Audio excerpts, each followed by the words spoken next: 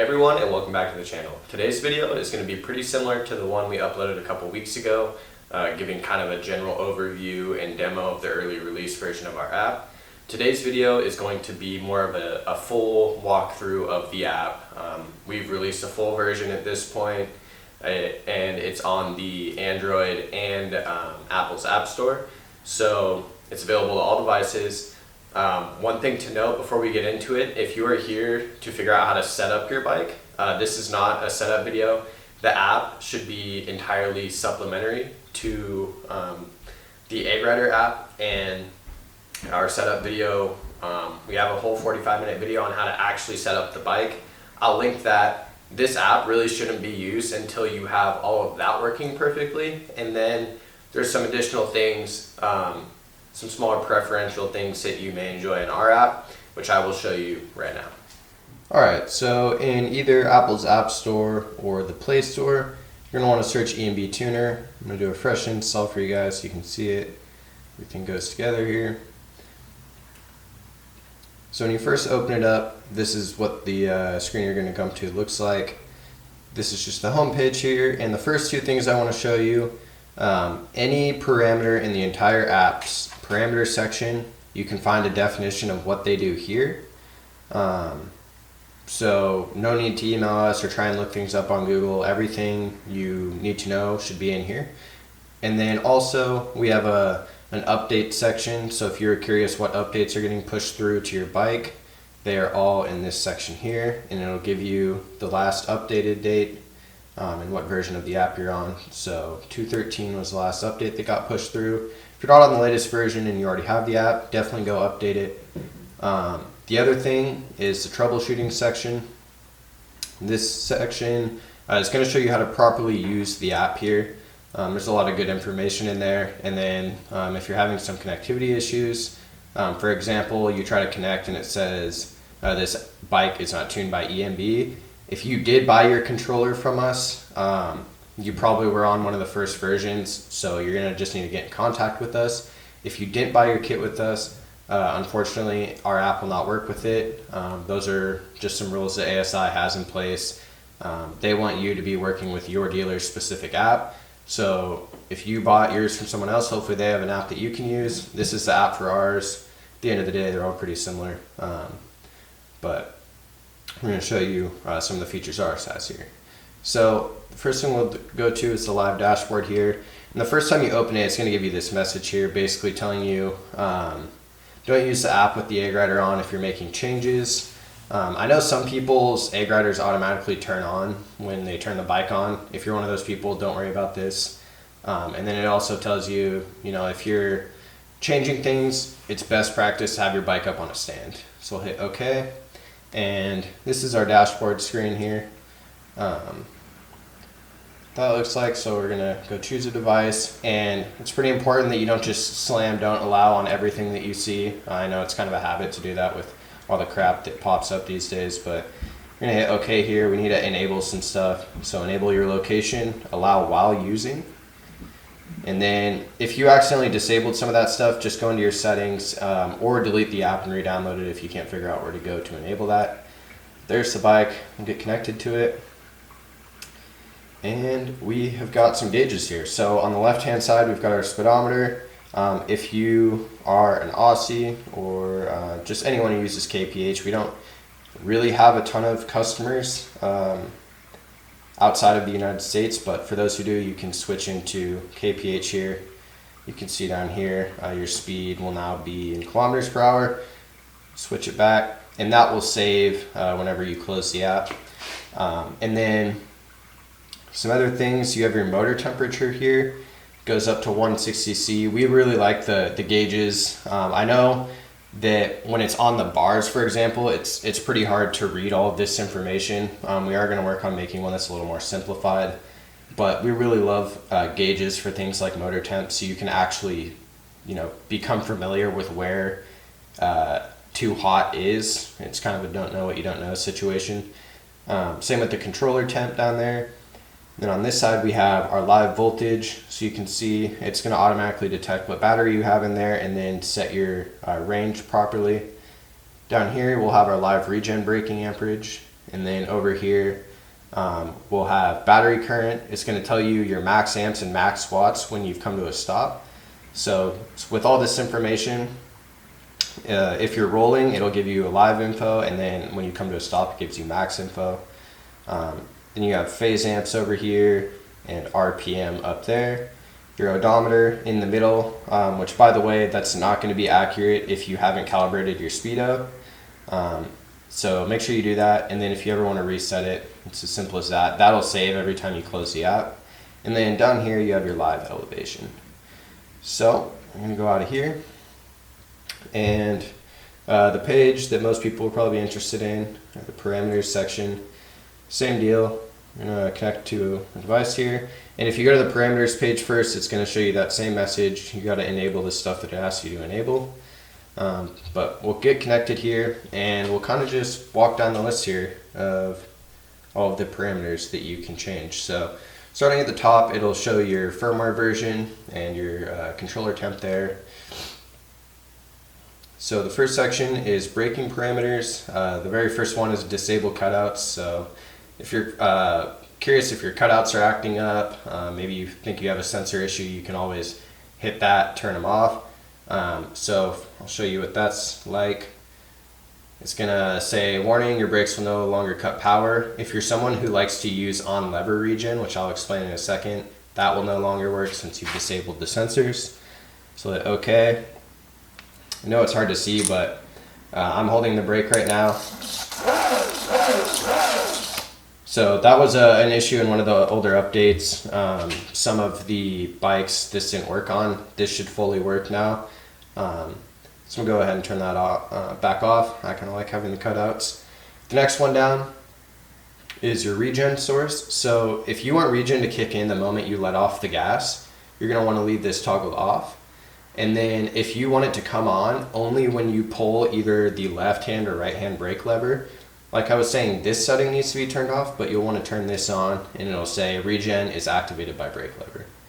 Yeah, okay, so now if I spin this, for example, it's going to free spin, and then if I barely pull the brake, the regen will kick in and slow that down. So I'm going to keep it on engine braking. I like the feel of that the best. Next here is minimum regen speed. If you don't like it having so much regen at lower speeds, you can raise the speed that the regen turns off at. Also, you obviously don't really want this at 0, or else it's going to make it really hard to push the bike around. Here's your brake positive and negative ramping. These actually should be set probably quite a bit higher. I think 2000 feels about right. These two settings, your negative and positive ramping, are how quickly regen ramps up and ramps down in milliseconds. So that would be 2 seconds there. Just gives it a little bit smoother of a feel. The throttle section here, the first one is deactivate throttle. So if you're doing some throttle tuning, you'll hit that. Warning, your throttle is no longer active here. So I'm twisting the throttle right now. You can see that the throttle voltage changes. It's almost gone up to 5 volts. And then when I let off, it goes back down. Since I have it deactivated, obviously it's not going to work. This is a really helpful tool for figuring out if you're having throttle issues. If the light on the back of your controller is solid and you're reading voltage changes here, or maybe you aren't reading voltage changes here, and you've now diagnosed that you have a throttle issue. So that's a pretty nice feature to have. Going through how to calibrate your throttle, it's pretty simple here. So you're going to want to have your throttle in the off position here, and this is going to be your live throttle voltage. That will just go here. So we'll do 0.04, and then we'll hold it all the way wide open. Obviously, it's probably best to do this with the throttle deactivated. It's just a lot simpler to hold on to your bike. And it's at 4.967. Doesn't really matter. You can be pretty inaccurate with this. So 4.97 there. And then your deadband is basically how much you have to twist it before it activates. So your throttle activates at this number plus this number. So if I reactivate my throttle here, it would be on the settings I had it at before, but basically this should activate around 0.2 something. And right around there, I can hear my motor making the faintest little whining noise. So I know that I have that set up correctly. So you can change to any different throttle you want. You just need to come in here, make sure that's all set up. Your throttle positive and negative ramping. This is similar to the brake ramping. Basically, the lower the number, the more snappy your throttle is going to be, I guess you could say. Also quite a bit less smooth the lower you get.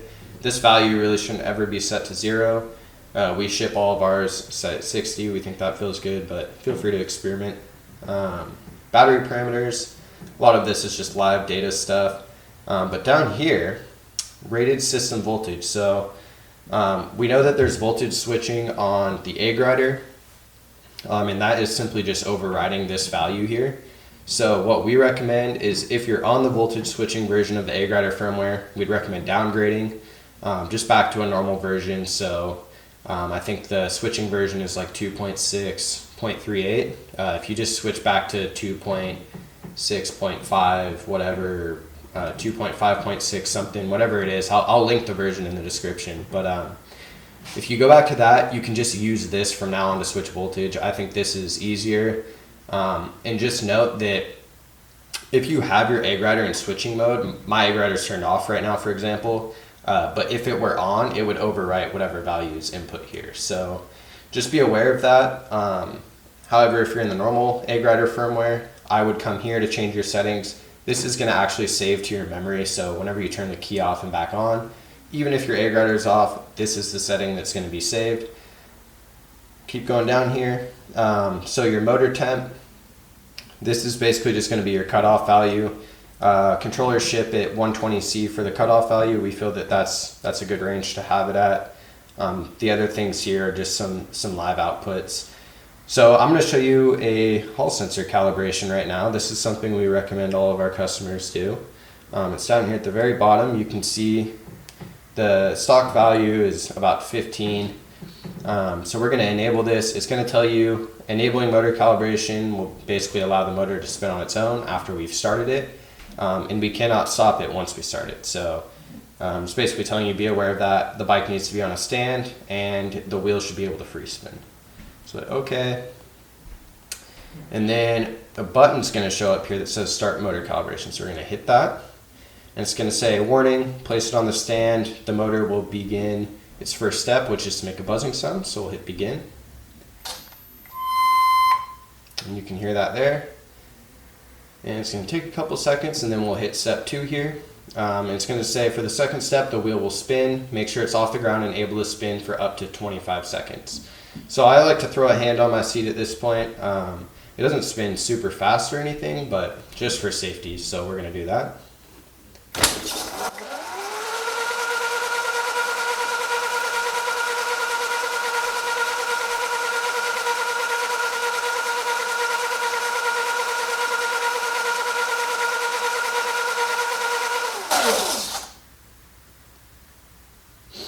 And as you can see down here, this value is going to change. 26.42 is what my actual hall offset is. If this value, for example, say the stock one is 30, or the stock is 15, this should be anywhere from negative 30 to 30. Say yours is negative 25 is the true value, and the stock value is at 15. Your bike's probably going to ride a little choppy. So we definitely always recommend running the motor calibration after you've gotten your bike fully set up from us. The next thing we'll do down here is we'll hit right. You have to do this anytime you change a setting, and it's going to tell you if your right was successful or not. So make sure anytime you change anything, one of these values, you hit right. And then same deal with the motor calibration or throttle calibration, always click right. And then when you're done changing everything, you'll want to click save to flash. It's going to tell you, warning, please ensure the bike remains on during this process. And that you remain within distance of the bike, ideally as close as possible. Losing connection or interrupting this save can lead to issues, so just take that how you will. Try and be as safe as possible. It'd be equivalent to like turning a computer off during an update. Should not be good. So we'll hit OK here, and then we'll get a message if it's successful. So it says successful, please disconnect, turn the bike off at the key and back on. So before we do that, one of the things about this save to flash button that's so cool is Prior to the app release, we would always have to log into your bike and manually update it for you. That was a pain for everybody involved, including us. We didn't want to have to do that. So from now on, whenever you click Save to Flash in our app, it's just going to automatically update you to our latest tune. So you know, if you have this app, you have the latest update for the app, then you are going to be on our latest tune. So we're going to disconnect here, and it's going to tell you that it appears we've disconnected and send you back to the scanning screen, and we'll reconnect. And then it should load in everything. So you can see it loaded in the correct Hall offset there at the bottom. And then if we go back up, it also saved those values that we changed to 2000 towards the beginning. And yeah, that's pretty much a demo of the app as it stands. It has pretty much most of the features that people, you know, complain about not having access to in Backdoor. So if there's any other features you would like to see added, feel free to shoot us an email. And yeah, we'll wrap it up here. All right, that's all for the app demo. If you have any questions, feel free to shoot us an email or drop a comment, and we'll get back to you as soon as we can. The app is great for troubleshooting, so there's a lot of features in it you can go through. We plan to continue to push updates out through it.